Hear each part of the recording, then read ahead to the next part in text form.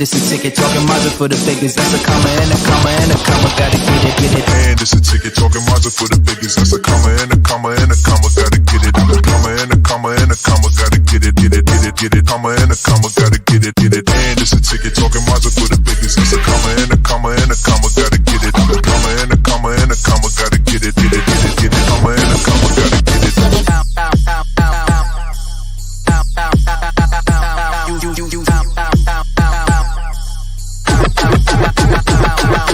And it's a ticket talking Mazda for the biggest. That's a comma and a comma and a comma. Gotta get it. A comma and a comma and a comma. Gotta get it, get it, get it, get it. Comma and a comma. Gotta get it, get it. And it's a ticket talking Mazda for the biggest. That's a comma and a comma and a comma. Gotta get it. A comma and a comma and a comma. Gotta get it, get it, get it, get it. Comma and a comma. Gotta get it, get it.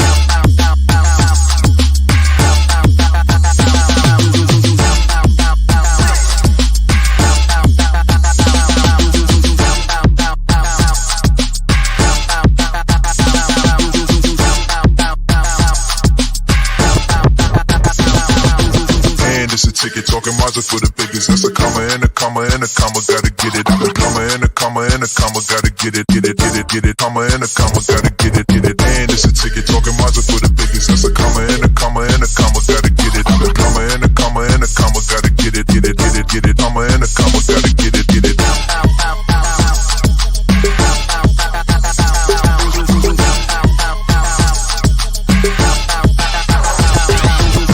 It's a ticket talking Mazda for the biggest. That's a comma and a comma and a comma. Gotta get it. A comma and a comma and a comma. Gotta get it, get it, get it, get it. Comma and a comma. Gotta get it, get it.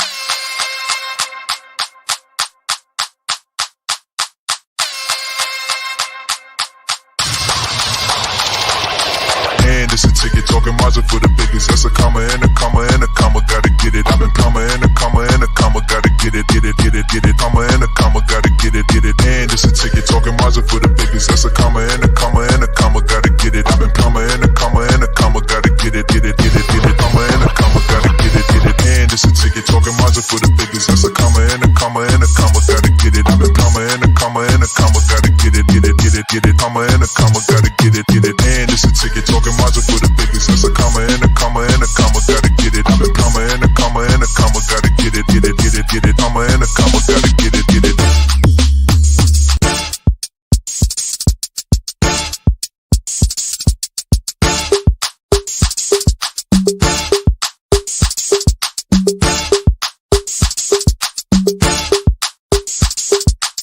And it's a ticket talking Mazda for the biggest. That's a comma and a comma and a comma. Gotta get it, get it. And it's a ticket talking Mazda for the biggest. That's a comma and a comma and a comma. Gotta get it. A comma and a comma and a comma. Gotta get it, get it, get it, get it. Comma and a comma. Gotta get it, get it. And it's a ticket talking Mazda for the biggest. That's a comma and a comma and a comma. Gotta get it. A comma and a comma and a comma. Gotta get it, get it, get it, get it. Comma and a comma. Gotta get it.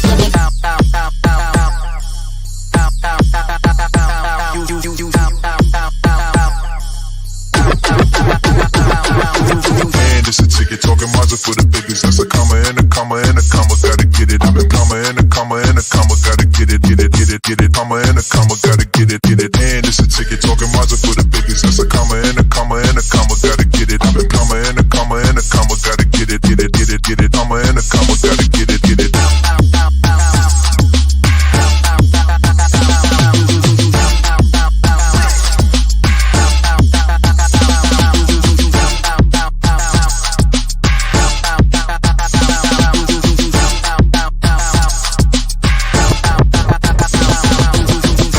Ticket talking Mazda for the biggest. That's a comma and a comma and a comma. Gotta get it. A comma and a comma and a comma. Gotta get it, get it, get it, get it. Comma and a comma. Gotta get it, get it. And it's a ticket talking Mazda for the biggest. That's a comma and a comma and a comma. Gotta get it. A comma and a comma and a comma. Gotta get it, get it, get it, get it. Comma and a comma. Gotta get it, get it.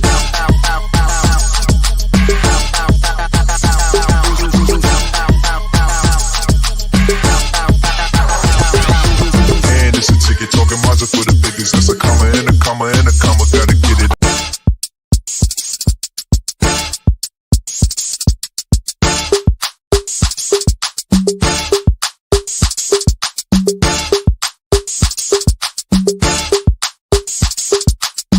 And it's a ticket talking Mazda for the biggest. That's a comma and a comma and a comma. Gotta get it, get it. And it's a ticket talking Mazda for the biggest. That's a comma and a comma and a comma. Gotta get it. A comma and a comma and a comma. Gotta get it, get it, get it, get it. Comma and a comma. Gotta get it, get it. And it's a ticket talking Mazda for the biggest. That's a comma and a comma and a comma. Gotta get it. A comma and a comma and a comma. Gotta get it, get it, get it, get it. Comma and a comma. Gotta get it.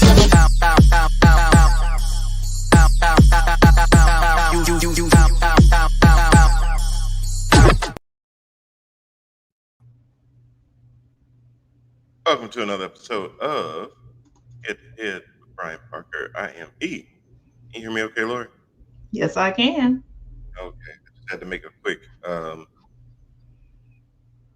head Adjustment. Yeah, it's like my little port in the back stopped working, so I had to move my jack real quick. So I was still hearing everything through the computer, not my headphones. So I was like, okay, let me get this real quick. So looks like I got it right. All right, thank you everybody for joining for another episode of Head to Head with Brian Parker. Again, I am he, and we are back for another week of discussion. Hope everybody's been doing well. We are streaming live and direct on, let me get all these right now, Lori. Twitter, or X, formerly Twitter. We're live on Twitter. Hello, Twitter fam.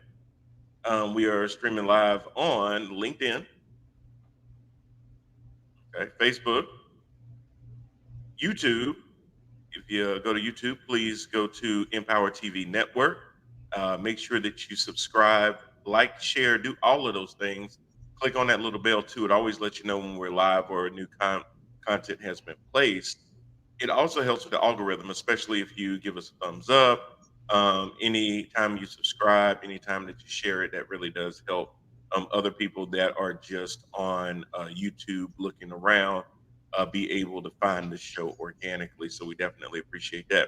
So in addition to Twitter, Facebook, LinkedIn, and YouTube, we are also streaming live, and I'm watching it. I'm checking it.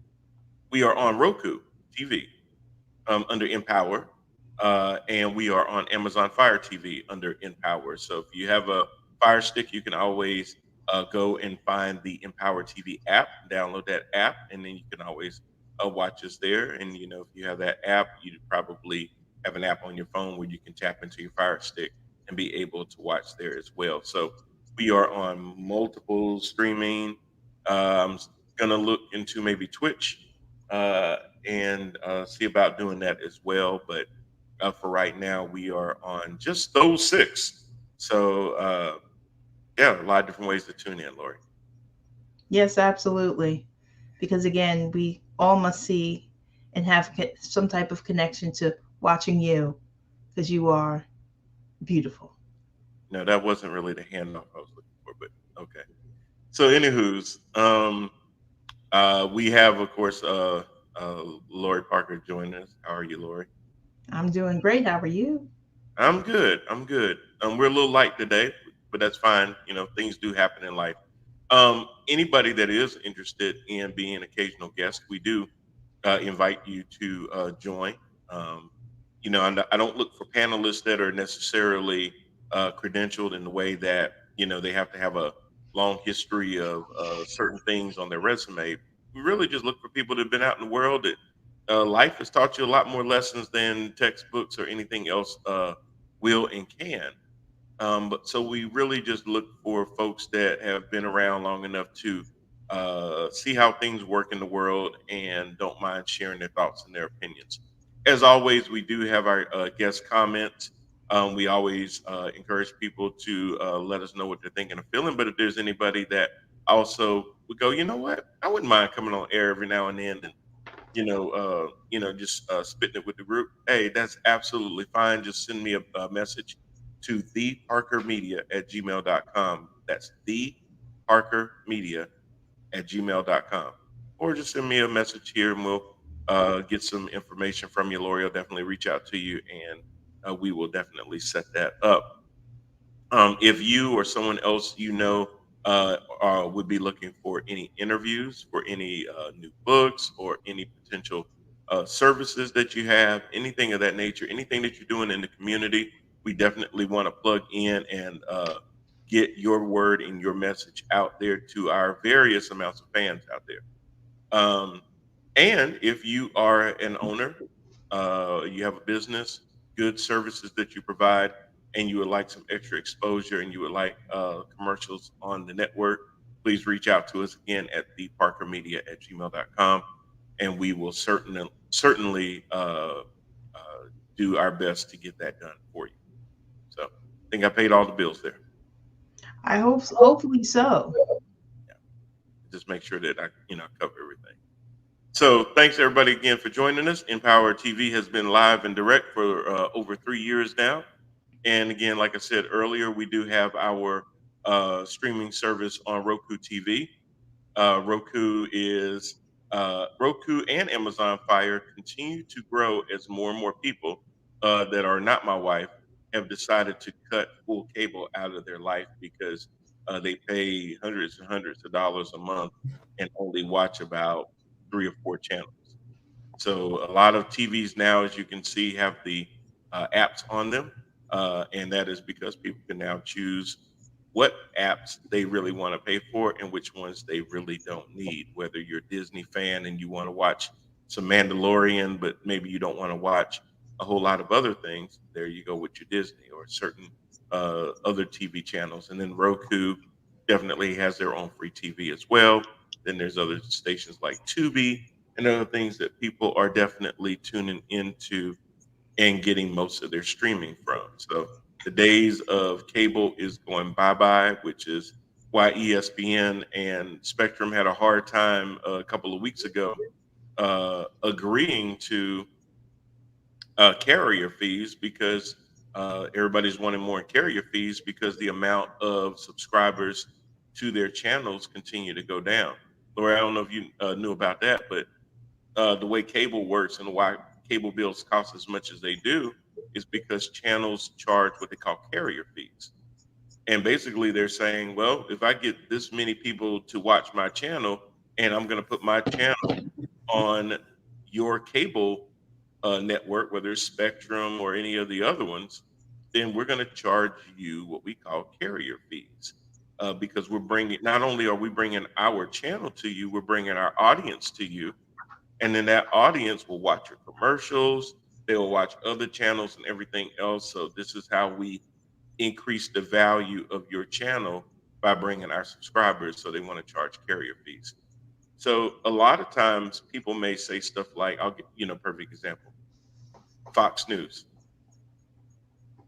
I don't think between the three of us, we watch an hour of Fox News a day. But guess what? Not really, but you pay for it.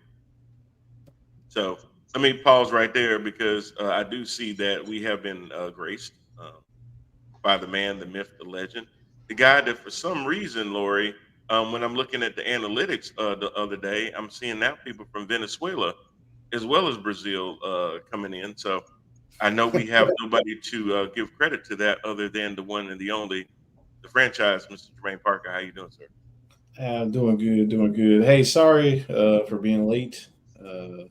I was meeting with a client, and I was trying to drive back in this crazy traffic, trying to get back over here and sign in. So That's all good. A client. So is this a real estate client? it is. See? So that leads right up to it, guys. If you are in the need of real estate in the North Carolina area, please reach out to Jermaine Parker for Jermaine Parker Realty LLC. He will definitely take care of you finding either your next dream home, selling your current home, or finding an investment rental for investment purchase for you that you can use as a rental, I guess. Jermaine Parker Realty LLC is the place for you to be, where they treat you like family because they are family. I cued that in real nice.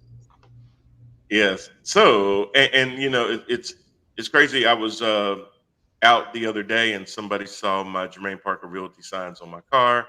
I gave them my card and everything, and they were like, "Yeah, people still buying houses." I'm like, "Oh, people are definitely still buying houses."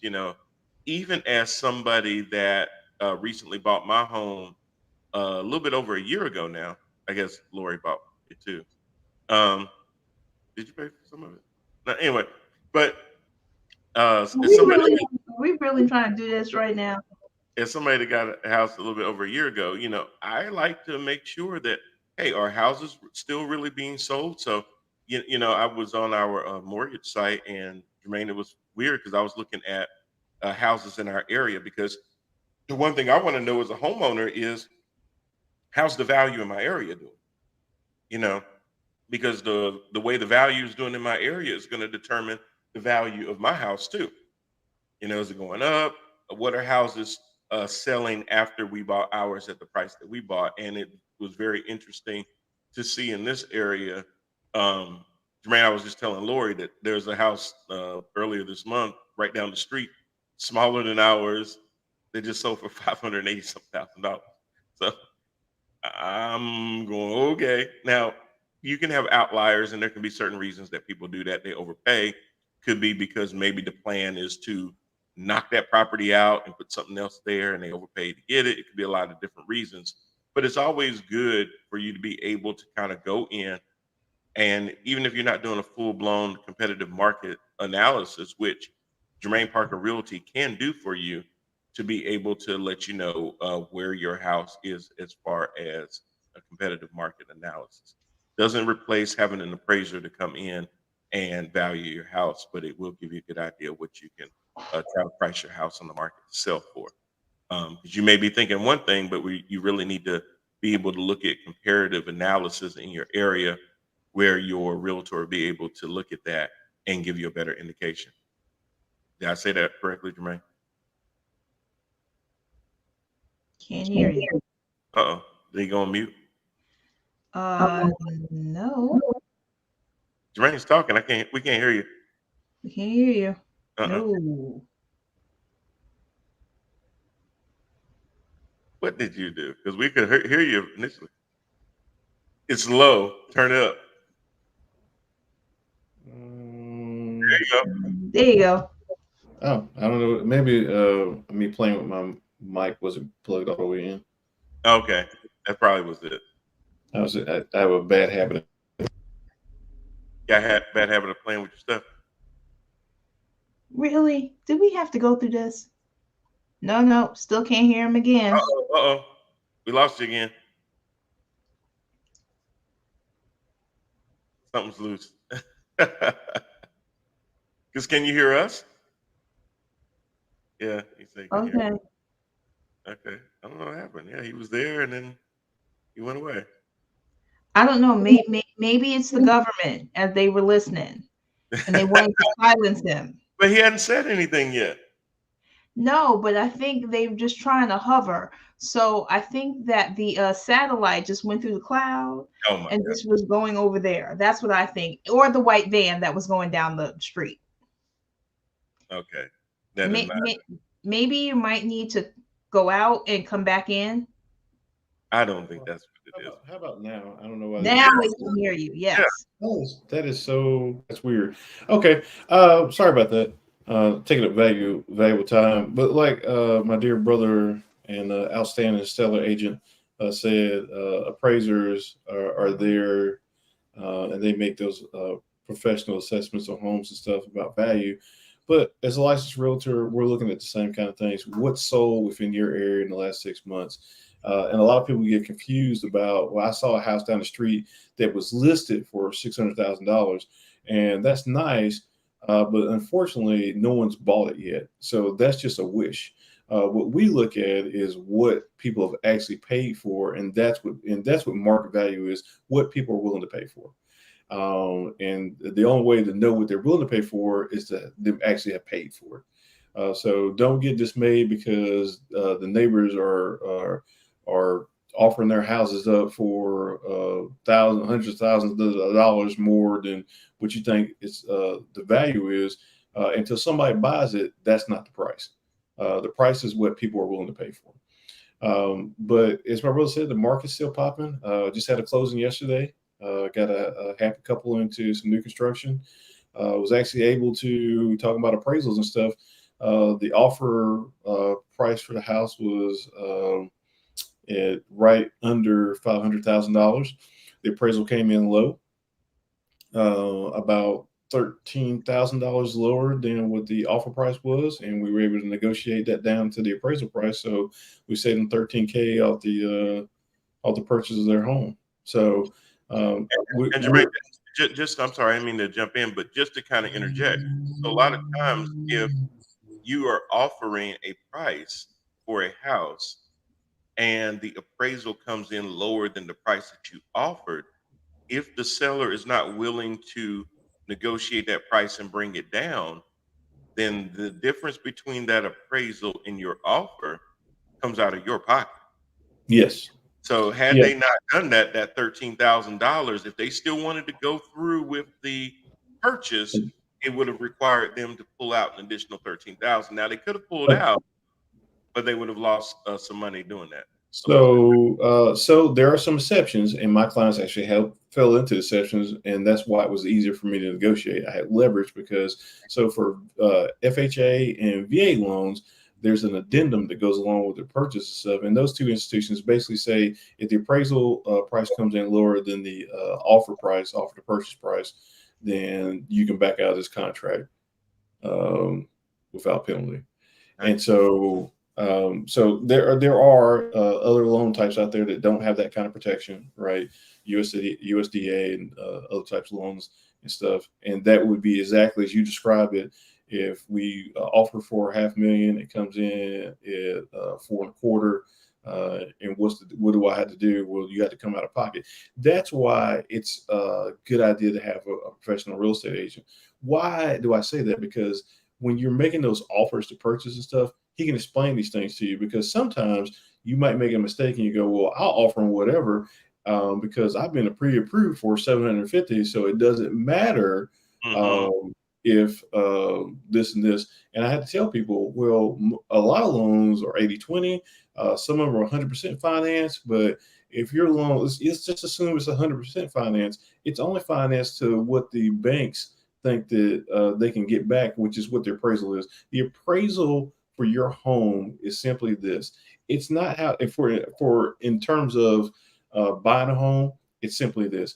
It is the bank assuring that if you default on your loan, they can get that price back out of that house. Right. If it appraises, if you offer 500 yeah, I'm sorry. So I was gonna say though, so if you could somehow get the bank to go with you paying more for the value of it, then if there was a default, they wouldn't be able to recoup their money back. Yeah, banks are not in the business of doing anything but business, of making money and stuff. And so they're not going into bad deals, which is good because you shouldn't either. And if you've got a real estate agent on your side, a really trusted real estate agent who knows the market, like, I don't know, the Parker Brothers, just for example, you don't have to use, but if you know people who are working diligently in the field and stuff, they can help you avoid these pitfalls. That's what you're paying for with a real estate agent. You're paying for that knowledge base and for that advice that you get that allows you to stay away from these certain pitfalls and say, hey, I wouldn't do that, and this is why. And if I may interject, as the purchaser of a home, and this was my first purchase of a home. You bought a home too? Yes, I did. Oh, okay. And I can sit here and just say, honestly, working with Jermaine actually helped alleviate my fears, because I was all over the place, and he actually broke things down and was to making it a little bit more knowledgeable. And that's what you get with a licensed, a real estate person who is licensed and that knows the ins and outs, and will be able to help you be able to get the home of your dreams. So that is what I would say on actually happening to me and to our family. So definitely he alleviated all of those fears that I had on the many offers we had. I appreciate it. Here's the thing, and I'll shut up about real estate because I could talk all day, and it's part of the reason I'm late getting to the show, because I was trying to be informative. So my first person in my house, my real estate agent sent me documents that I had to sign through DocuSign. So on my phone, I just signed stuff. Hey, do you have $5,000? I need to check $5,000. I need to check for this. I need to check for that. And at the end of the day, I got a house. I didn't know how I got a house. I didn't know what my options were going into it and stuff. He just told me to do stuff, and he got me what I wanted and stuff. but I didn't feel confident about what I had just done. I didn't know what I had just done. Other than I had at the end of the day, I had a house that I was paying a mortgage for. And so, and even that part, he recommended lender. I didn't really get a lot of conversation from the lender and stuff. Just a lot of that was just a mystery. And so, part of the reason that I do this is for educational purposes too. That I feel like that if nothing else, what you get out of this transaction is a better understanding of what you're doing. It's for most people the largest purchase that they will ever make in their life is their house, and you need to know what you're doing. And that's just my opinion. If you just want to be like everybody else and just want to sign all I want is the house. I don't want the knowledge and stuff. I'm probably not your guy because I'm going to talk your ear off and I'm going to educate you. And I want to make sure that you understand what your options are. And even if it's something that I might advise against, they are your options. And I work for you. I don't work for me. I work for you. And so whatever you want to do, I want to make sure I'm able to facilitate that for you. Right. And it's Jermaine, I bring up the real estate and everything for a lot of reasons, but for a lot of people, like you said, the biggest investment that they're ever going to have is home ownership. And home ownership is very key for a lot of people. And there's a lot of anxiety and there's a lot of myths out there. I see you teaching and learning. Okay. Hey, thank you for going on the YouTube. CMJM Gains. Okay, Don't do the government. that's a mouthful. Oh, that's what it came through as. So thank you for going to YouTube and doing that for us. But the reason that I like to talk about it is because I think there's a lot of uneasiness and anxiety and myths out there. Stop calling me out. But there's a lot of myths and things out there, and home ownership is one of those things that is more obtainable than people think. I thought that you had to save and save and save, and you do. And I do on one of our next shows or upcoming shows. Even bring a lender on and kind of talk about the things that they do and some of the most common asked questions, some of the myths that they encounter out there too as lenders. I'm sure they get questions all the time too about how's the market and how do I qualify? What kind of things do I need to do? And all those kind of things. And it's not as crazy as you think, especially there's so many different programs out there that you may be able to qualify for. I know the FHA, Jermaine mentioned the 80/20 requirement for a lot of these loans, and some of them are even lower than that, where they're 100% loans that they're VA and things like that, or FHA can be as low as 3.5%, Jermaine. I would tell you this. So I work with some really, really good lenders and stuff, and there are hundreds of packages that are out there available, and I don't keep up with any of them because I'm not an MLO. I'm not a licensed lender, and so I don't keep up with them. I'll put you in contact, but what I will tell you is that home ownership is attainable. The American dream, as it were. This is how we when we talk about the buzzwords now that the kids are talking about generational wealth and stuff. It starts with home ownership for a lot of people, being able to pass down assets and stuff, being able to avoid the traps of financial ruin and stuff by being able to have an appreciating piece of property that gains value throughout time, and being able to pass that asset along to the next generation and stuff. Or even if you sell, being able to take that money and reinvest it into the next generation. So however you do it, there's so many different ways and stuff. And this is just one avenue to start that. Yeah, and it's a shame. We were talking with a gentleman in the old neighborhood we used to live in a while back, and it's a shame how a lot of younger generations aren't being educated on things like this, and even about just putting back, even if a house is paid for, your parents passed on a house to you, and then the kids end up losing the house for something as ridiculous as they didn't pay the taxes, because they didn't put enough money aside. I don't fault people for not doing things that they don't know and they Right. were not told. I had a discussion, and this is kind of on topic, off topic. I had a discussion with a buddy of mine some time ago, and we were discussing about, man, I wish our parents had talked more about financial stuff and this and that. And his dad happened to be around while we were talking about that and stuff. And his dad explained, he said, well, what you don't understand is that we didn't have those conversations. So how were we supposed to pass those on to you? What I had was better than what my parents had, and what you had was better than what I had and stuff. And so there's a lot of passive guilting to older generations that they didn't properly prepare, when what you don't understand is what they were giving you was 10 times better than what they got. And Right. so here we are in a age where we don't necessarily need the ancestors, as it were, to pass down stories from old and stuff. If you can get on Twitter, you can get on Google. If you can do, I'm sorry, I just saw this comment. I did too, and you know, but I didn't even read it. I just read the first line of it. anytime you want to come in live and do your bit, we will let you do it. I'm just saying.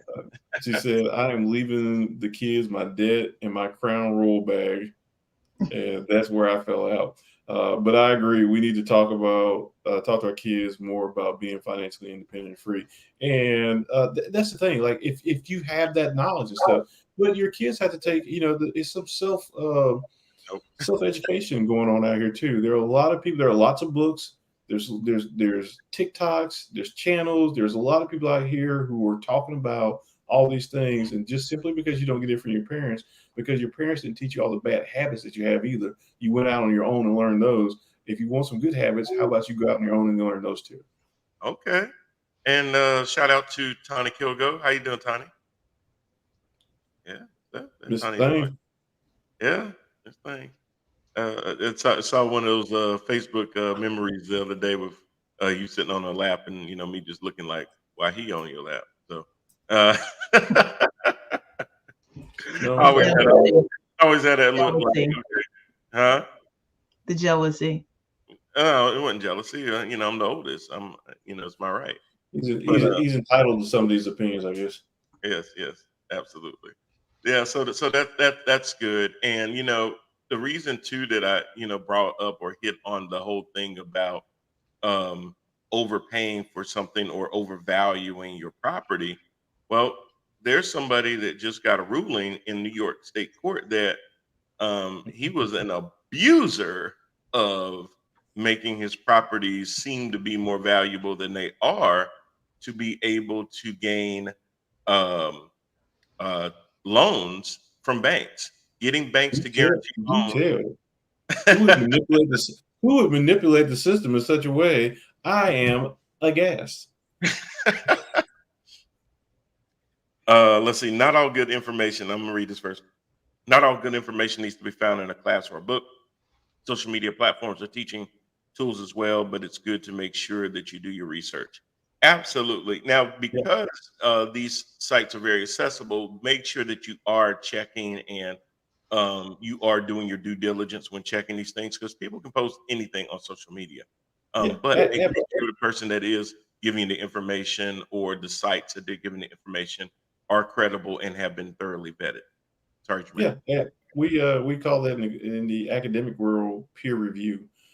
So make sure that the people that you're talking about, I know, right? Like, I know I do some stuff every once in a while, Lord, but make sure that the people that you're listening to. Now, a lot of people will say, and I jump around. A lot of people say, "Why are they giving me this great advice for free?"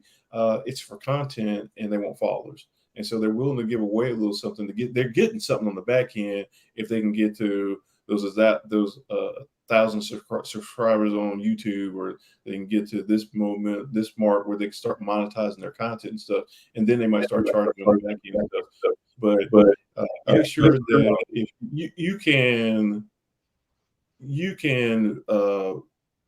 investigate the things that they're saying, and make sure that they're true. I wouldn't just take $1,000 and put it all on some stock or some investments just simply because somebody said so. But if I was going to do that, I would absolutely make sure that I vetted that information. Yeah. Or even the stuff that we tell you, I guarantee you, number one, I'm not going to try to lie to you because the same thing. I'm here for education. I'm not monetizing anything. I'm waiting for a Nike deal. I didn't the first real estate Nike deal, but outside of that, I'm giving you information because I think you deserve to know, and I want to educate the public. A well educated public is a better performing public. Absolutely. Well said. And and going back into where I was going with that. So Donald John Trump has been under investigation from Letitia James, Attorney General of the state of New York, and what she's been alleging, and what actually came out in a congressional hearing a while back when Michael Cohen was on Capitol Hill to testify.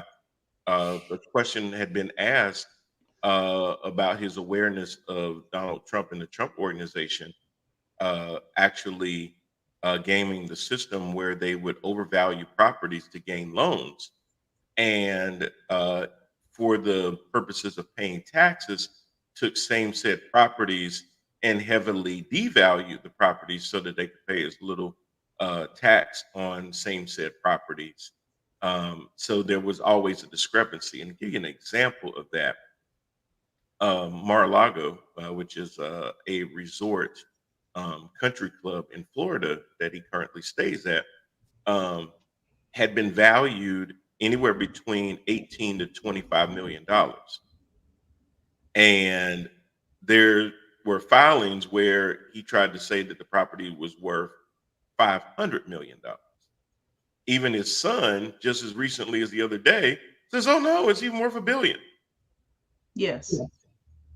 But a couple of years ago, when the tax assessor came out and said what it was worth, they filed an appeal to say, "Oh no, it's only worth about 22."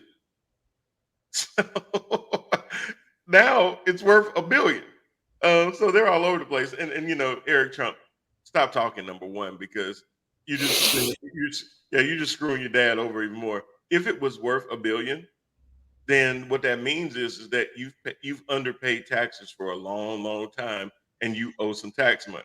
So, but in some previous filings, they filed that it wasn't even worth the 500 million that they alleged. It was way less than that. So they're trying to have it both ways. And to what Jermaine said, because some people will look at this and go, "Well, this is just business. This is what business people do."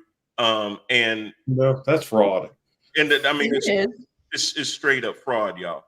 Why people can be okay with that makes no sense, because a bank is not going to let you value your property 10 times more than what it's worth and give you a loan for that.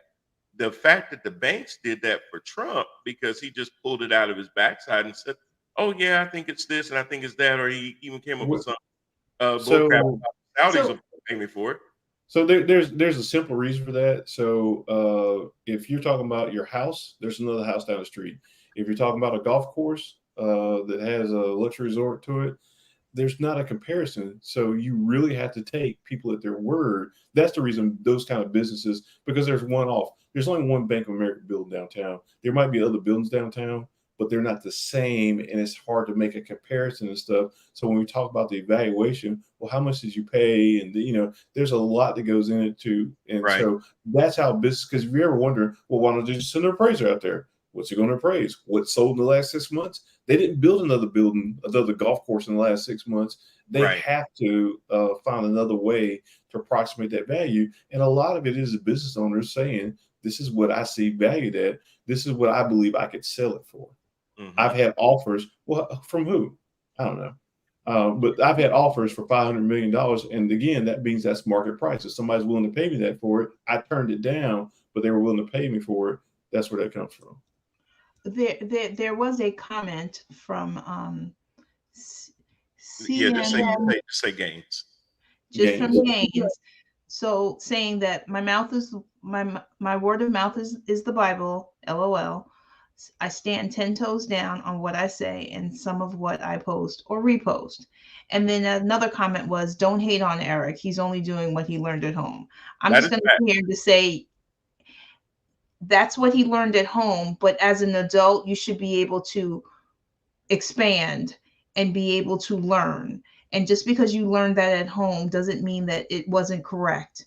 And he needed to be able to expand. And I'm gonna have to hate on Eric Trump for that way. Well, but see, Lori, if you really have no other real skills, then you got to lean on the fact that Daddy is going to keep making sure that there's money in your trust fund.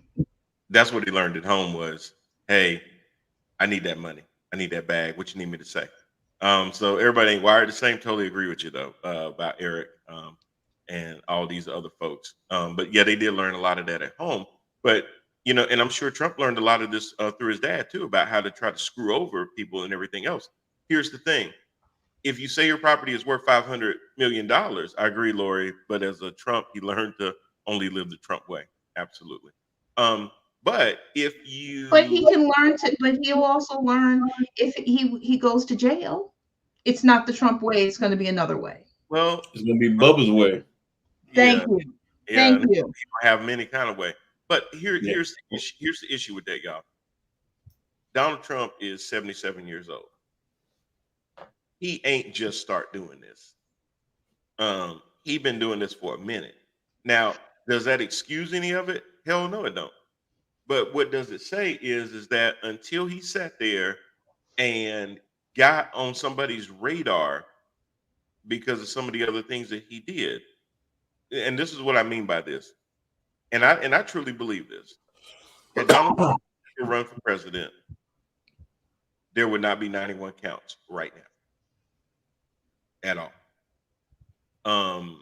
That there's no way to really know that for sure. But I think a lot of this was because sometimes when you just kind of fly under the radar, do what you've been doing. I mean, it was already known that he stiffed contractors. It was already known that he didn't pay nobody. It was already known that him and his dad had gotten sued for redlining. All of those things were already known about him. It was already known that he bankrupted his company over 5 or 6 times. It was already known that he had blown through his dad's inheritance twice, over $400 million. It was already known that he'd done all those things.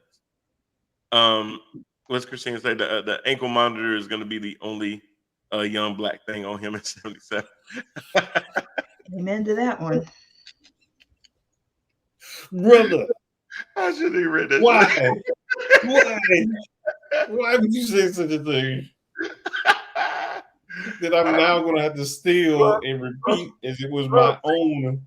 That's gonna be, but see, that's only if he's in solitary. If he's out in the gym pop, though, it's gonna be some young black things on him. Well, He would not be in so- general population. Yeah, He it's would just- be in segregated housing immediately. He might have his own jail, honestly. Right. And it's been known for decades. And that's my point. All of this isn't new. It's been known for decades about business practices and shady things like that. And it just kind of goes to prove you that when you're rich and elite, those kind of things, even if they're mumblings and not so simple mumblings, that they just kind of let you go. But when you start, ticking off the wrong people and then they come for you, you can say, well, it's politically motivated. Do I think it's politically motivated? Yes, absolutely. And people need to understand, hey, just because it's politically motivated doesn't mean that you didn't do the things they're accusing you of doing. That one thing doesn't make the other mutually exclusive. Is it politically motivated? Yes. Okay. But if there's nothing there, there's nothing there. I can't make something out of whole cloth. So the only thing is That's the Republicans in the House. They just make stuff out of just out of thin air. Right. We have an impeachment inquiry going on, but with this particular case, it's pretty cut and dry. And why is it cut and dry? Because you had to file some tax documents to say this is what we think the value is. Plus, you got some records to say for your loan applications, the same said properties. And here's another one, Jermaine, that was just absolutely crazy. His penthouse at Trump Tower, his apartment.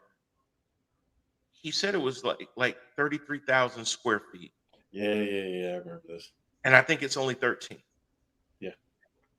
If you said it was 14.2, okay, ain't nobody gonna bother you on that. But bro, Well, why do you make it bigger? Because as real estate guys, it's per square feet, price per square feet, right? So if you make Right. more square feet, the value increases, and that's why he did it. It Yes. wasn't because it wasn't because he thought that it would impress the ladies more if they thought that they were in a warehouse uh, versus a small building. Right. But it was just it was monetary stuff. And to your point, I said this before he ran, or when he was talking about running stuff. I said, why would he run? He's going to put too much attention on himself. Because the whole thing for me, because like I say, it's been known he's a crook for a long time, right? Before he's president, he's Mhm. been a crook for decades. Everyone knows that, especially his reputation in New York is trash. That's why he's in Florida. Right. Why is the man that runs New York living in Florida? Because he can't do any business there because nobody trusts him anymore. He had to flee south to go do that. But I really thought that his running for president was more promotional, just like anything else. He just wanted he wanted the free advertisement. He wanted free airtime. I'm still alive. I'm still here. The Trump name means something. And the only reason I didn't win that darn presidential thing was because they're against the working man type thing. Because quite honestly, the only person more surprised that he won than Hillary was Trump himself. Yep. If you go back to the tapes, like when they're telling him he's like winning stuff, he's like, oh, what did I get myself into? Right. The reason he was so bad at the job because he never wanted it. That was Right. not the reason he ran. It wasn't until and that's why he's getting in trouble now, because he started using the position to try to enrich himself and his friends and stuff. Which again, we talked about on a show long ago. It's been going on. He didn't start anything new in DC. They had to already open up the avenues of how they could do that. It was just that he was because of his arrogance and stuff. He's just been more forthright and out front with all his Yeah. all his junk. Well, the thing is that there's been political bribery, and I'll get back to Trump in a second, but there's been legalized bribery for years. And there's ways that you can enrich yourself being in Congress and get away with it, whether it's campaign finance reforms and all other kind of things, taking money from PACs and lobbyists and everything else. But what he wanted to do was he didn't want that money to go to the PACs. He didn't want that money to go through anything else but straight to his pockets and his coffers, so that he could use them, help use them on some of his struggling businesses. Not all of his businesses were doing well. Doral had been bleeding out money. Mar-a-Lago hadn't been making as much money. The rents that he was charging at Trump Tower had kind of capped out. Once he became president, he started charging $200,000 memberships to Mar-a-Lago because now you have access to the president. You might just be on the golf course and he comes speeding by, with a Big Mac in his hand. So to watch him speed by with a Big Mac in his hand was now going to cost you $200,000. But here's the thing again. The whole point of it is that if he had simply said, hey, I think this place is worth $500 million, and then you pay taxes on $500 million, well, then nobody would have said anything. But the fact that you said it was worth this, and that you received a loan from a bank, to what Jermaine said earlier, well, if you default on a $500 million loan and the place is only worth $22 million, the bank is going to be short.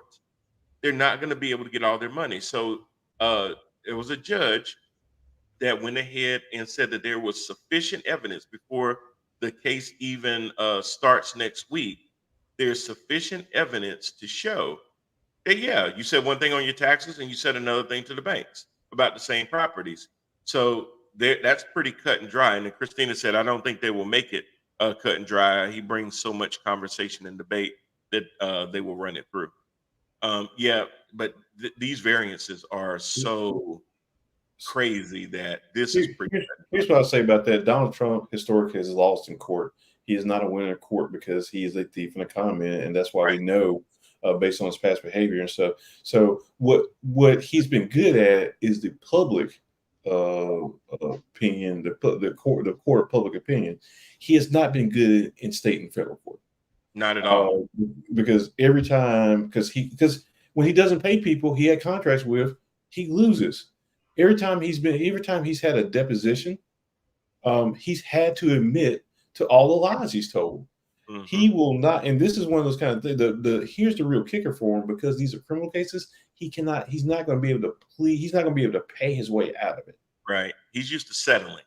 He's used to settling, and so for him, if I owe you $500,000, but in the settlement I only had to pay you $200,000, and it cost my lawyers $150, I still made out.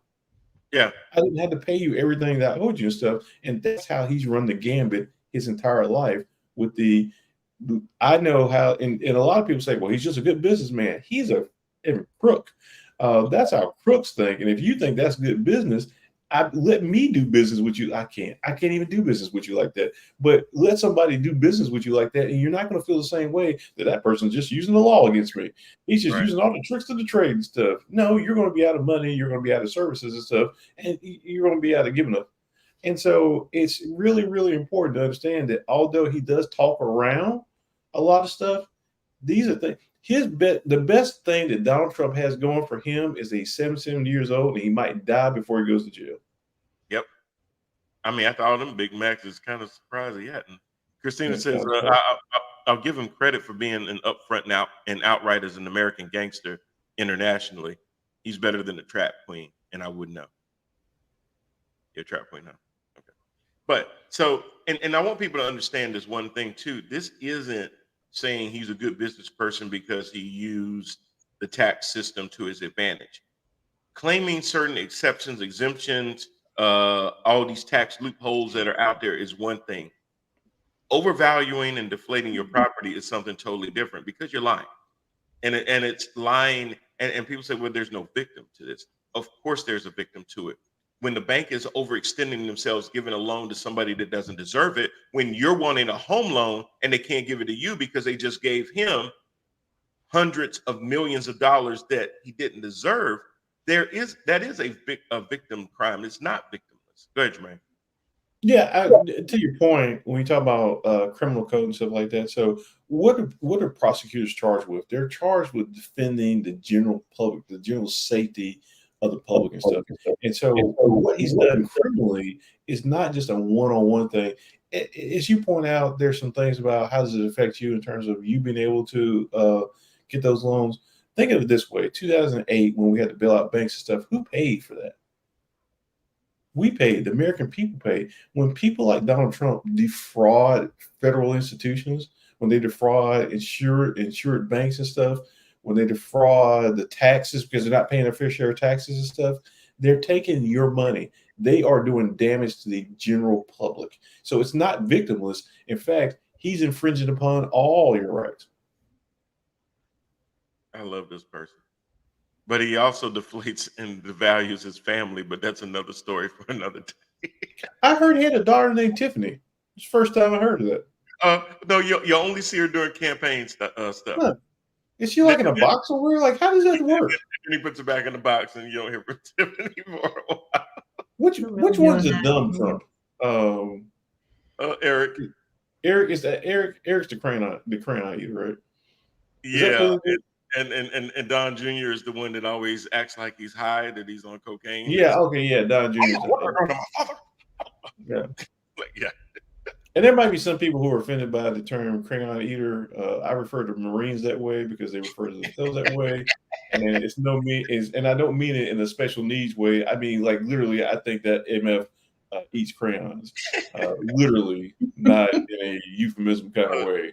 They all are slow. Even Trump is slow. And anybody wants to think he's just a successful businessman, listen, Trump is slow. If y'all ain't never heard this man talk or try to put sentences together in order, like there could be, he is so proud that he got man, woman, camera, TV out of a dementia test.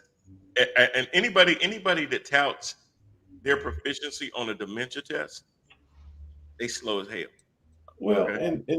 and basically, in that instance, I really believe that his team. So he's got handlers, right? Because he's an older guy and stuff, and he's got handlers and stuff. And his handlers, I doubt they sold it as a dementia test. No, exactly. They included it as a acuity test. I'm sure they did.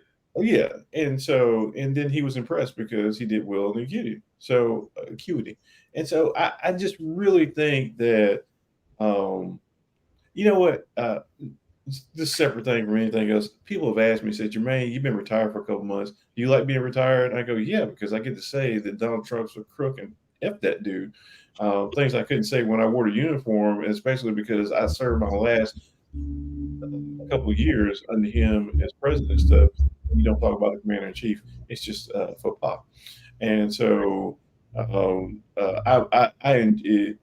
enjoyed my time, but I enjoy this time more because I can be honest with you about how I really feel. And if you think that he's a good businessman, if you think that he had American people, um, is his fore and front thought, and he was trying to help out the everyday American and stuff. You're an effing idiot. And I've said it a lot of times and stuff. If that offends you, please unfriend me. Because I'll be honest with you, I believe that you say the N word behind my back. Let's just go. Let's unpackage this all the way. So you think you've lost a lot of friends? No, actually, I haven't lost enough. Hmm, Yeah, interesting. yeah, I hadn't lost enough.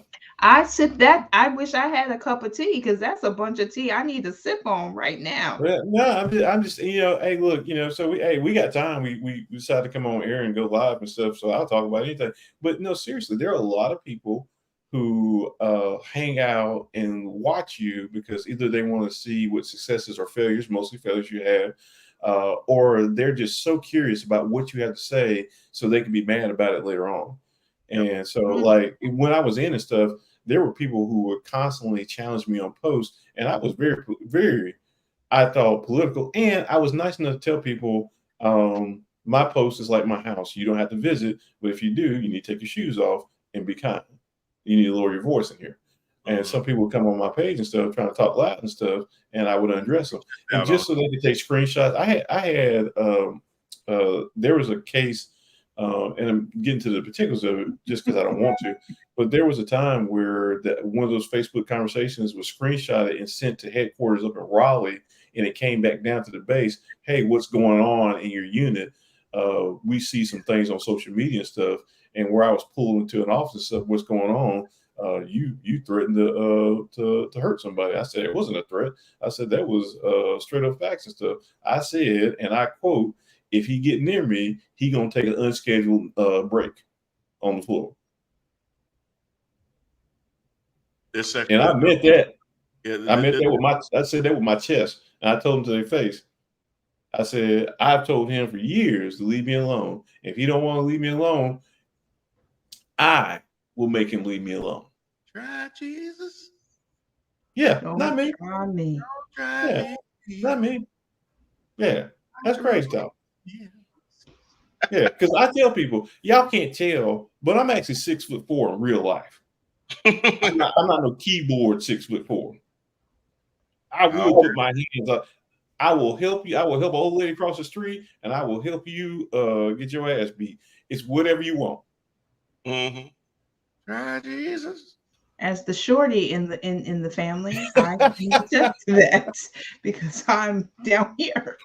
But I'm sorry, I divulged that outside of Trump and stuff to my personal Just let y'all know that you can catch some hands. But Christina says Jeff Epstein and Trump were friends, and that tells you much too. The money tried to hide their issues. To Lori's comment about getting some tea, sips tea, it's cold. And about Jermaine talking about threats. Threats are a waste of true promises. JP, you made me sit up and pay attention. Well, that's good. He makes a lot of women sit up and pay. And that's why we have our international audience. It's all due to the franchise. That's right. That's right. And Brian, of course, because he helps facilitate that. Yeah, to amigas. Yeah, all you ladies that don't speak English, he is the father. Anyway, so yeah, that's going on. That's what's going on with Trump now. So basically, what's going to happen, and of course, he's going to appeal it, and it may push the start date down a little bit, but ultimately, it's probably going to hold up on appeal because basically, his lawyers are basically saying that Letitia James doesn't have a right to sue, and she's the attorney general. I'm the oldest friend he got. That's true. Except for me. She means old in terms of how long I've known her, not the oldest person I know. Not by far. Yeah, I mean, but almost. But yeah, so it's going to be probably held up on appeal. He's arguing that she doesn't have standing and she's the attorney general, so that's a frivolous claim. And also, because a lot of his lawyers kept bringing up the same arguments over and over and over, he actually sanctioned 4 of his attorneys $7,500 a piece because they kept bringing up frivolous lawsuits because the God Emperor kept telling them to go back and try to delay this. And the only way that they could delay it is just to try to throw enough dirt in the gears to try to slow down the process. Like Jermaine said earlier, Trump is not a good litigant, but what he does is he goes through delay tactics to try to stretch things out. You remember Trump University? Yeah, doesn't exist anymore because it was dissolved. Letitia James is seeking a minimum of $250 million in fines, but the actual damages could go well higher than that. And there's going to be questions that if it goes much higher than that, like $600-700 million, does he really have liquid cash like that to pay that? Or are the banks going to have to then come and say, hey, Trump Tower can't have your name on it no more. Hey, Doral can't have your name on it anymore. The golf course in New York can't have your name on it anymore. Bedminster can't have your name on it because they're going to have to get the money from somewhere. And that may end up meaning that he may have to start consolidating some of his properties, meaning that he doesn't own them anymore. So look forward to that.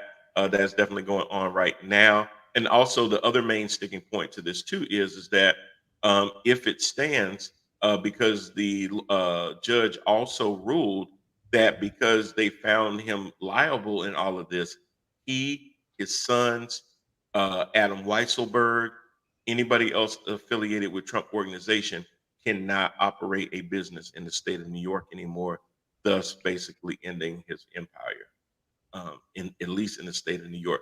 Could he open it up in a different state? Technically, yes.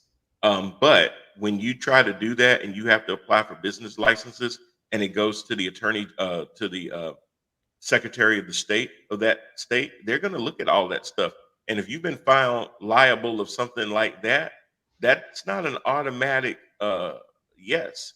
You're going to have to go through a lot of red tape to get somebody crazy enough to give you another business license.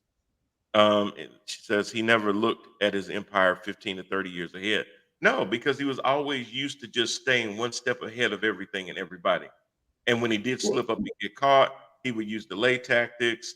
He would tell lawyers to represent him and never pay him. He'd do all these other kind of crazy things. Sorry, Jay. You got to look at his MO and stuff. And so you're right. He didn't have a lot of foresight because he lived in the moment. That's why he burned through all that money. That's why he was bankrupt so many times, because his whole thing was flash in the pan. Right. It wasn't substance. It was all about and now the cookie is stale and crumbled. I think Christina needs to come on the show. I really do. Yeah, no, I don't know why she won't, but you know. She really I needs believe to come on. if we're being honest, she's my oldest friend, and it's because I believe she owes 2 or 3 gentlemen child support, and she's trying to hide out. So, okay, yeah, now that makes sense. I get it. She's not the first person I know like that. So yeah, facts, true facts. Well, so that's where we are with the whole Trump thing. We'll keep you guys updated on anything like that. We also know that the Georgia case is still moving ahead. Jury selection will start in less than 4 weeks now for Sidney Powell and Kenneth Chesebro, or if you like to extend it out, Cheesebro. As now he's the one that tried to call the bluff by saying, "Hey, I need a speedy trial," and she was like, "Sure, yep, let's start." Child support. Okay, that's what we call it. Okay. Lord, the one nighters, man, get you every time. Hey, but you need to come take care of these kids. Yeah. I think Honey Baby said it best. Even that you don't belong to me, just touch it, touch. Anyway, But yes, so look at Lori. Lori's like lost. Like, what's a honey baby? Anyway. No, I'm not. No, I'm just trying to have you get back to collecting your thoughts Oh because yeah, yeah. I'm sorry. you went to the I'm sorry. left. I'm sorry. I did. She said I babysit. Oh, okay. Sure you do. But yeah, so we'll get you back up to speed with what's going on in Trump world. Like I was saying with the Georgia case, that is going to start up. Those two have been separated from the original 19, including Trump, Mark Meadows, Rudy Giuliani, and some of the other folks that were caught up into that. That's most likely going to be pushed into 2024 at the beginning of the year. But for right now, Fani Willis will have to present her case, her 150 witnesses that she claims she has, which will give the other remaining 17 a chance to be able to look at the presentation of the case and figure out how they may be able to challenge it. There are some other challenges right now of trying to push this into federal court and take it out of state court. And the only reason for doing that, well, two reasons, is delay and also to try to find a more what they consider a favorable jury, because it will expand the jury pool. Most of these, if Mark Meadows wasn't able to successfully get it, the other ones probably don't have any leg to stand on as well. But because they would have to prove that as a federal officer, they were within their duty doing the things that they were doing. And if the chief of staff of the president of the United States couldn't prove that, then it's going to be pretty hard for anybody else to do that. So most likely all these cases stay in state court. Most likely she's not going to try the next 17 all at one time as she probably wants to. Most likely they're going to break that 17 up into groups, at least of 5 or 6, meaning 3 different trials. And they'll probably try to group them by some of the things that they did. So that's what's going on with the whole Trump thing. Totally switching gears again, y'all. It was just announced earlier this week that the Super Bowl halftime show is going to have none other than Usher Raymond IV as the headliner. I don't know if you guys heard about this, but Usher. What y'all think about this announcement about Usher doing the halftime show?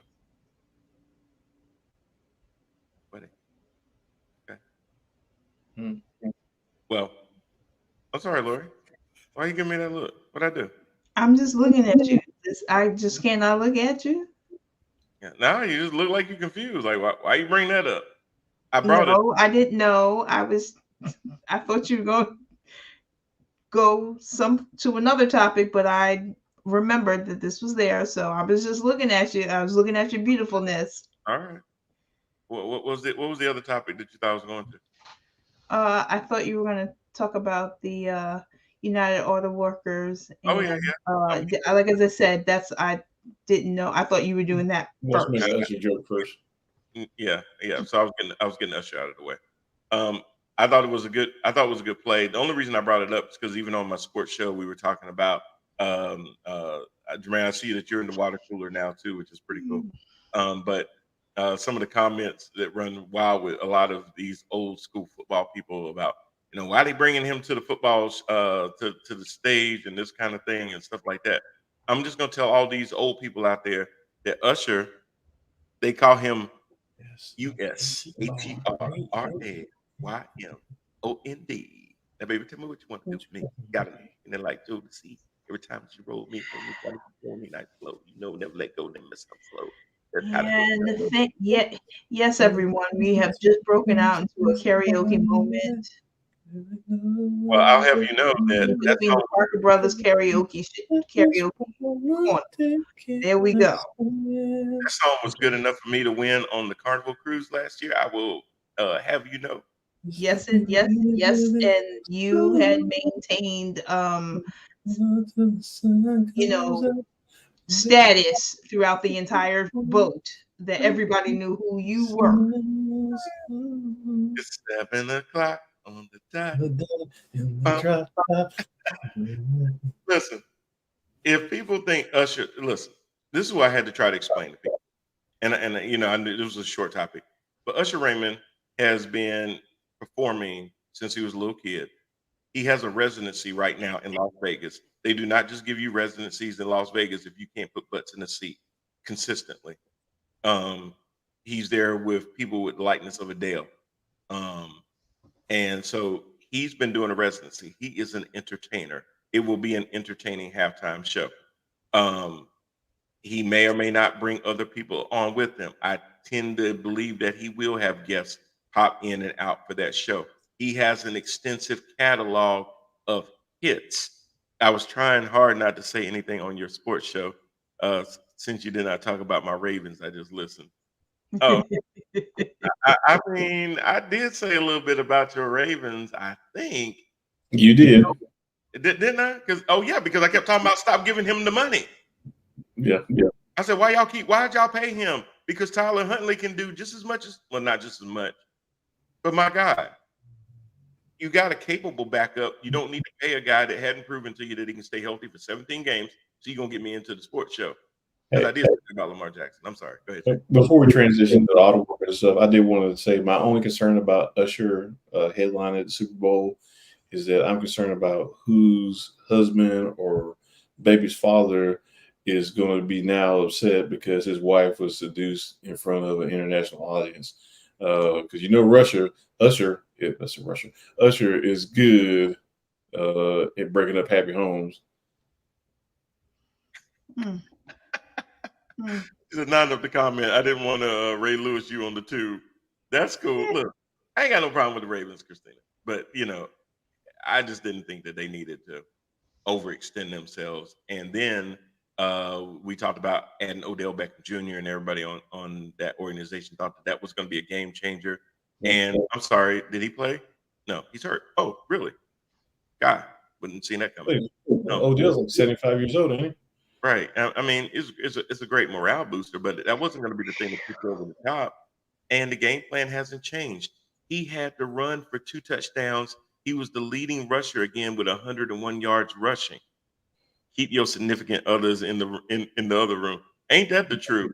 It's gonna be the first Super Bowl where they're like, I need you out of the room, or we gonna turn it off. He's gonna croon him.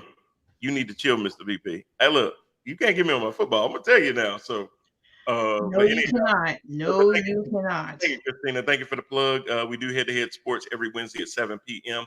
on all of these same platforms. Jermaine, I don't know if you caught it, but we are on X as well, formerly known as Twitter. We're streaming live right now on X. Wow. Yeah. I never thought I'd be on X. You are on X. You are literally on it right now. If you pull it up, you will see that you're streaming.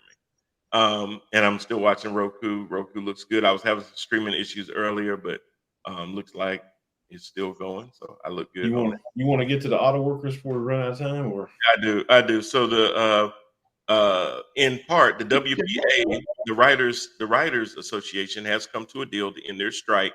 SAG-AFTRA is still striking, but having the writers come back, and some of these late night talk shows are starting to come back because people like Bill Maher and Kelly Clarkson we're starting, not Kelly Clarkson, Drew Barrymore, were taking some heat about wanting to bring their shows back without the writers because they felt like, oh, well, we have other people here too that aren't getting paid too. So I'm just trying to make sure that they get paid, bull crap, whatever. So now they can have the writers. The writers have gotten a lot more assurances, especially in the area of artificial intelligence, especially in the area of royalties and everything else.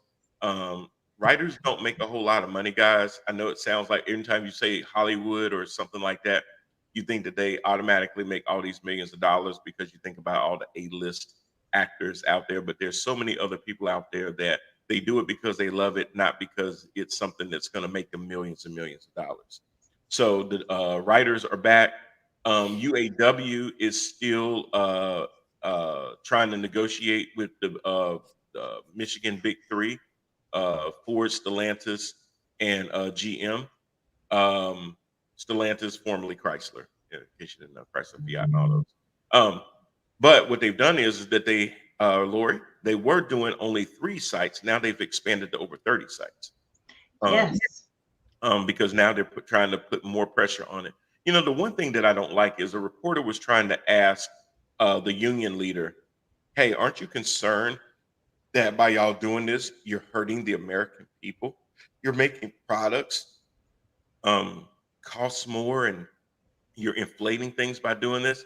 And his answer was so good because he was like, well, isn't it more of a thing where the reason that prices have gone up 20% isn't because of us. Our wages only went up 6%. It's the um, it's the CEO's pay that's gone up 20% or more over the same time period. So the reason that you're having to pay more for this is corporate greed. But it's always funny how they try to turn people against each other instead of making the narrative more about the CEOs and their greed. They make it more and more about, hey, you workers get back to the mines and make my damn car. You let them do what they do, but you go and you make my car because I want my car. And it's not about that. It's about people saying, you know what? We sat there in 2008 when you needed to be bailed out and you needed us to give a little bit back so the company could survive. We did that. And we did that in good faith. You told us that if we looked out right now, that we would see something later. And every single time that we kept saying, is it time? Is it time? You kept putting us off, putting us off. Like when somebody owe you some money, and first they try to even act like they don't see you. Then they try to act like, oh, I got you before you even say anything. I got you, I ain't forget. And then they'll never pay you. Well, they finally said enough is enough. You're going to have to pay now. And because you could have just paid it incrementally and it wouldn't have looked like we're asking for 40%. No, now we're going to call it all in now at the same time. And that's why it looks as high as it does. Look, if you're a CEO and you can make $29 million in a year and you're trying to justify why your workers can't get a pay raise, you ain't standing on good ground. But I hate it when media. Okay, you couldn't meet it. Yeah. Thank you. But you could have sat there. I'm sorry, but yeah, and pay your workers incrementally. But now, because you sat there and kept kicking that can down the road and down the road and down the road, there are no more cans and there's no more road, and they're calling you out on it. Christina says, just save it for Wednesday. Talking about football. Can ask for some. Oh, yes, my cousin can go back to work, and I can ask for some money. I guess talking about the writers. You take a Chrysler off the lot and you lost all your money. Ain't that the truth? You want people to have the I scratch your back, scratch mine mentality. Bless you, Lord. Thank you. How about all that? I think what's important to understand is that American capitalism does not value the worker, and it never has. It's also villainized people for being poor and destitute, because the American idea is that if you work hard enough, good things will happen to you. And what happened with the reality is there's a lot of people who work 40, 50, 60 hours a week and who are just barely making it. So it's not just a thing of hard work that brings you success. And so, and then for business owners, again, we talked about this last week real briefly and stuff, people find virtue in nameless things or soulless things. Because the same, I drew the comparison between the politics for abortion being the same politics that allow corporations to thrive and stuff, because they're not known entities that can be assigned good and evil to necessarily and stuff. And so there's an innocence there, and we love to protect that innocence. But the real protection is needed by the workers and stuff, because like you're saying, their contributions need to be accounted for and need to be adjusted and paid. American people think it's okay when corporations do the thing when they start laying people off, when they start reducing labor because labor costs are too high and stuff like that. They're all about it and stuff. And they say, well, that's just capitalism, right? But when the American worker says, hey, we built this thing and where's our share? Because that's the other part of capitalism. People are like, boo, boo on you and your rights and stuff. And it's crazy how Americans have been taught to root against their own self-interest time and time again, and no matter what category it is. But this is just another example of stuff. A win for this union is a win for you. The reason that you have a 5-day work week instead of a 7-day work week is because of unions. The reason that you have minimum wages and stuff is because of unions. The reason that you have corporations that give out benefits at all and retirements and all this other stuff is because of unionized work. So when you boo these organizations and stuff, you are rooted against your self-interest. Pretty much. Very much so. And Joe Biden appeared, and this was so hilarious. First sitting president to appear at a picket line and talk to actual union workers and put his support behind union labor. And some people talking about, man, he shouldn't do that. Shouldn't put his thumb on the scale. Listen, let me tell you something. Joe Biden has always been pro-union. He grew up in Scranton, Pennsylvania, a big I've heard that before. Big labor market. He always brings up Scranton because those are all union workers up there. So, and his dad was in the union. So of course he's going to be for unions and everything. He saw it his whole life. He knew what it was like to see dad come in and get laid off from a factory and have to move the family to Delaware because the plant closed in Scranton. So he knows how that is. He knows that blue collar workers are lifeblood of America. He knows that. He's lived it. He's seen it. You okay, Lori? Yes, I'm sorry. I was having hiccups for a hot minute, and but I was just agreeing with what you were saying as a former union member. Oh, okay, that is right. Christine says it's not about working harder; it's about working smarter. 100%. We built this city on rock and roll, not off your tears of wanting decent pay and health care. That's right, Christina. Right. Let's rock the song. We built this city. Okay, I'm just gonna let that go because you're looking at me like I got 5 heads, but that's all right. Yeah, I was about to hit the dump button, but anyway, but no, I mean, absolutely, Jermaine. People do root against their self-interest because a lot of times narratives get, and again, I brought this up last time. I'm singing too, Lori. Nice. Yeah, maybe don't come on there with that. But a lot of legacy media out there are owned by larger corporate interests. And those corporate interests do tell them a lot of times, hey, you need to frame this in a way where the workers are being too greedy. Even Nikki Haley sits there and thinks that she's down in Joe Biden by saying, he's the pro-labor president. Like that's a bad thing. Tim Scott talks about firing people. Everybody's talking about, Mike Pence is talking about, well, government shouldn't get involved in that because it's free enterprise and things like that. Like you can't have a position on whether you're for labor or for corporate. And these corporations have no leg to stand on when it comes to Joe Biden at the picket line, because you know why? Because whenever they need a bailout, who they come running to? Well, that was going to be my point real quick, too. And a lot of people got mad at Barack Obama because he made the statement of you don't do anything alone. And so when we talk about corporations and stuff, we talk about government, you can talk about these corporations, but they run their trucks on government paved roads. They use the postal service.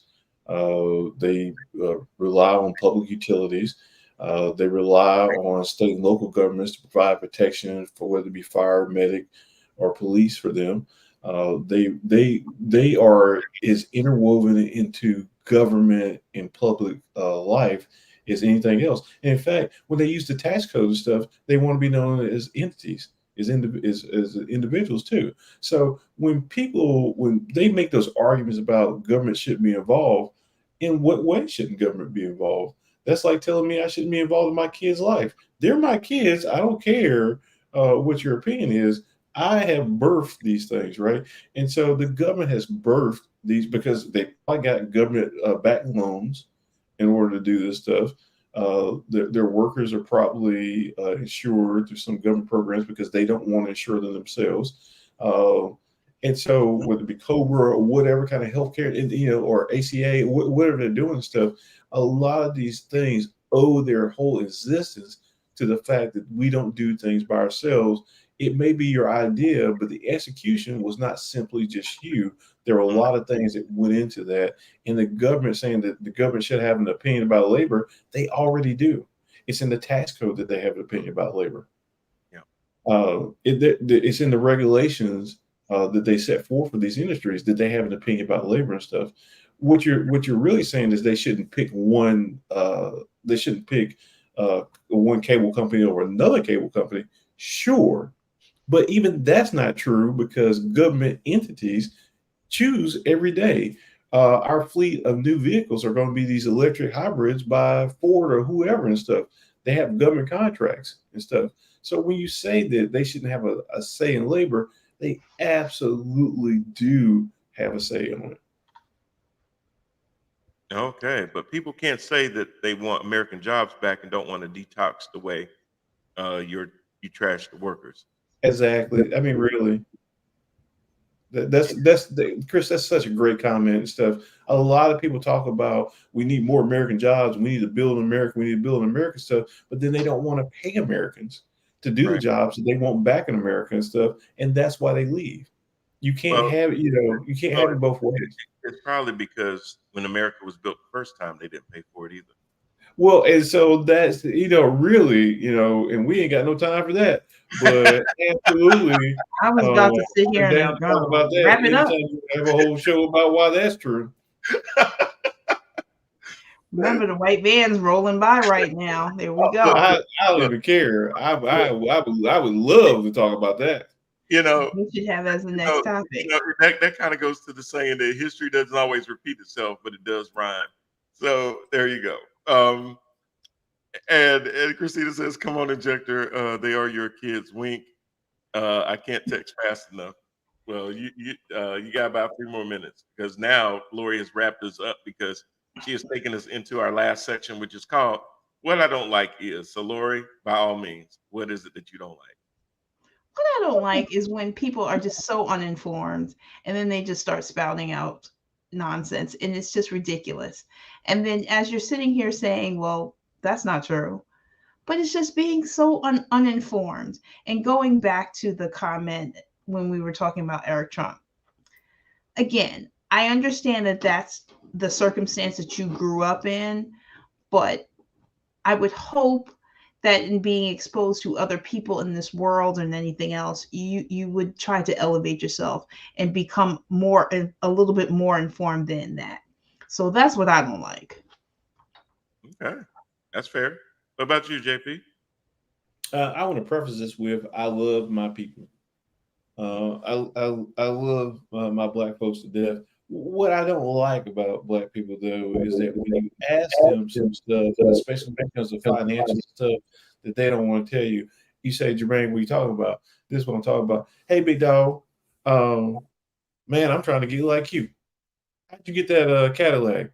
Man, I'm just doing some things, man. I'm just trying to stay out here. You know how I do. You know how I do. Nah, bro, I don't know how you do. I would like a roadmap to how you got that Cadillac. That's not solid financial advice. Is that I should keep my pimp hand strong and stuff because white folks will tell you if you're getting good. If you're getting good with it, they'll tell you everything. Have you heard about this market? They'll go into it for you, but not black people. Black people crabs and stuff. I don't like that. I don't like how they hoard up that information and stuff and be hiding behind euphemism and stuff. Yeah, Christian said I can't tell about my illegal. They won't tell any hustles, legal or illegal and stuff. If black people have something, they sincerely don't want you to have it either. I don't like that. It's like, why, dog? That's not the only Cadillac they built. Man. I'm just trying to have a red one. There's enough for all of us. I That's ain't gonna enough for all of us, brother. That's enough for all of us, please. You I'm trying can't to be get on a every corner. Yeah, give up a corner. You can't be on all of them. You can't get it all, baby. Yeah, you gonna lose more slipping through your hands than you can hold on to, bro. Let me hold $1. Yeah, let me hold something. I ain't gonna hold you. Let me hold I ain't gonna something. hold you. Here we go. Oh my goodness, what is it? Oh Lord, let's see. You can't get my hot box. Oh Lord, when I think about things I don't like, I just don't like people that you can work for me though. Oh, that's very nice. I appreciate it. We'll keep that in mind. I just don't like people that. What I don't like is I don't like people that uh, are very narrow-minded, narrow-focused. But what I really don't like is when they raise their children in such a way to think as narrowly focused as they do, and not realize that the world is changing, the world is growing, on one of the next couple of shows, I want to talk about parenting and talk about how parents struggle with trying to make sure that they want to instill certain things into their kids, but also think that they're trying to protect them from life as well. When you really have to prepare them, but then you have to let them live their life. I like my dollars crisp and my poles shiny. Here. I do too, Chris. I actually don't care if the dollars are crisp. I mean, they can smell like a little, Corona and lime. I don't really care, but definitely got to keep them poles nice and shiny. Because then when I'm catching that gaze when they're hanging upside down and they got a nice shiny pole in the background, that's everything. You can have my whole paycheck then. Oh, we live? Oh, okay. But anyway, that look beautiful. Where them dollars at? Where them dollars at? Oh my gosh. Where them dollars at? Oh, geez. Here we go. Where them dollars at? Anyway, so crisp. I keep them crisp on me. Keep them crisp. Might as well. And if they're not crisp, wet them up a little bit, put them in the microwave for about 15 seconds. Make that money. Don't let that money make you. Anyway. I'm doing both.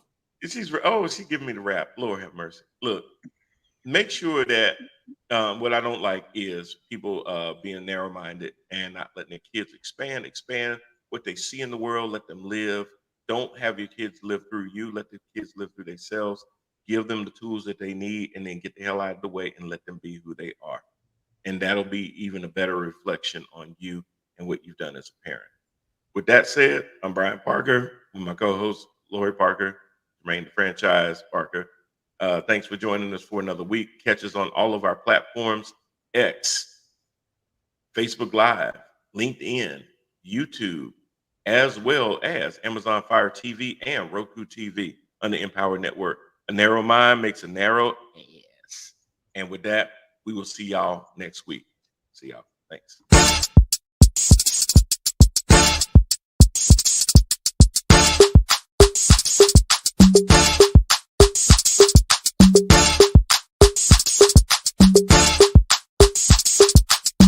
And it's a ticket talking Mazda for the biggest. That's a comma and a comma and a comma. Gotta get it. And it's a ticket talking Mazda for the biggest. That's a comma and a comma and a comma. Gotta get it. I'm a comma and a comma and a comma. Gotta get it.